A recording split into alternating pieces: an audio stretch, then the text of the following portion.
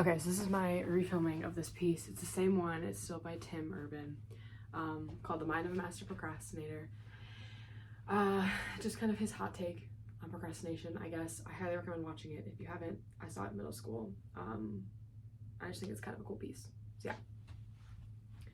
Now, the panic monster explains all kinds of pretty insane procrastination behavior, like how someone like me could spend 2 weeks unable to start the opening sentence of a paper and then miraculously find the unbelievable work ethic to stay up all night and write 8 pages.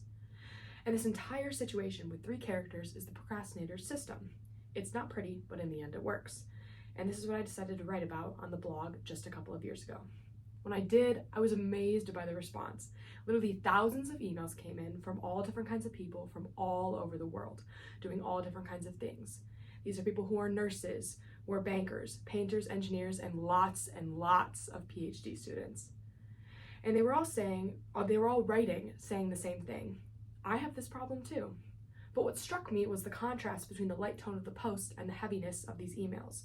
These people were writing with intense frustration about what procrastination had done to them and to the lives of the people around them, and what this monkey specifically had done to them. And I thought about this and I said, well, if the procrastinator system works, then what's going on? Why are all these people in such a dark place?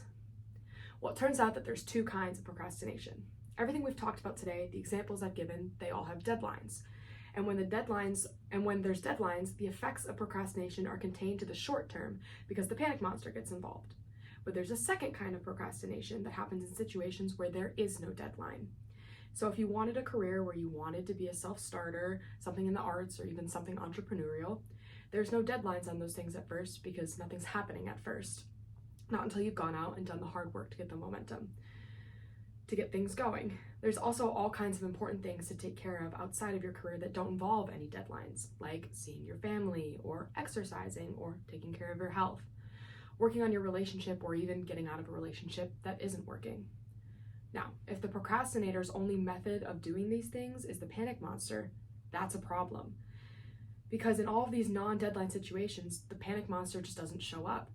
He has nothing to wake up for, so the effects of procrastination, they're not contained to a small box. They just extend outward forever. And it's this kind of long-term procrastination that's so much less visible and so much less talked about than the funnier, short-time, deadline-based kind. It's usually suffered quietly and privately. And it can be a source of huge amount of long-term of unhappiness and regrets. And I thought that's why these people are emailing. That's why they're in such a bad place. It's not that they're cramming for some project, it's that long-term procrastination has made them feel like a spectator at times in their very own lives.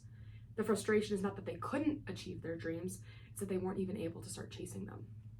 So I read these emails and I had a little bit of an epiphany that I don't think non-procrastinators exist. That's right, I think all of you are procrastinators.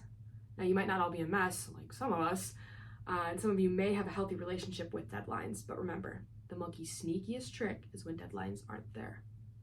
All right, thank you for listening. I know this was kind of clunky, but my printer wasn't working, so